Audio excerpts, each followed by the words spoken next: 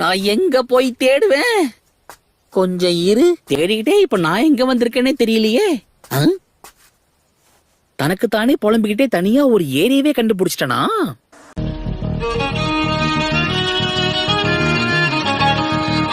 ஓ, இது பிரச்சனை தான். இவங்க பேரியரை உருவாக்கி 3 டைல்ஸ புடிச்சிருவாங்க போல இருக்கே. துரு நான் இறங்கி என்ன கட்டம் காட்டிட்டாங்கன்னா கரெக்ட் தானே டேட்டாரா?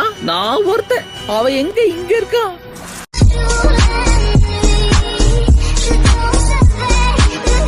த்ரீ டெய்ல்ஸ் அந்த பசங்க தான் கட்டுப்படுத்துறாங்க போல இருக்கு. இல்ல, இது தப்பாச்சே. இத உடனே என் சூப்பீரியர் கிட்ட சொல்லி ஆகணும். டேடரா, ஒரு பேட் நியூஸ்.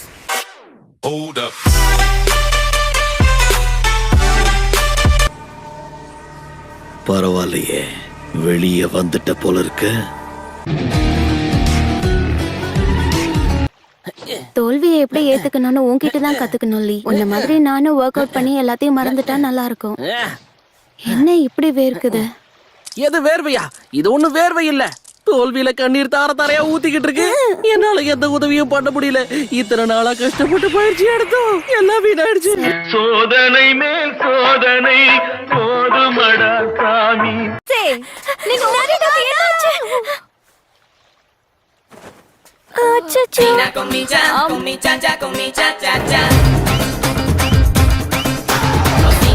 சண்டையில் நடந்த விஷயங்களை பத்தி யோசிச்சு பாக்குறதுக்கே சிரிப்பா. என்ன சொல்ல வர? சும்மா புலம்பாத. இப்ப நீ எங்க போயிட்டு இருக்க ரெஞ்சி? இவன் எதுக்கு இப்ப ரொம்ப வினோதமா நடந்துக்கிறான்? ரெஞ்சிக்கு பைத்தியம் பிடிச்சிருச்சு.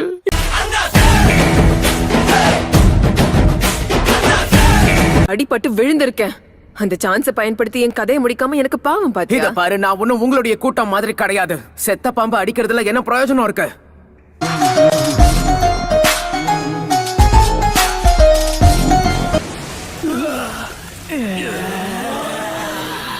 இந்த மூஞ்ச பார்த்தா அசிங்கமே அலறி அடிச்சுட்டு ஓடி போயிடும்.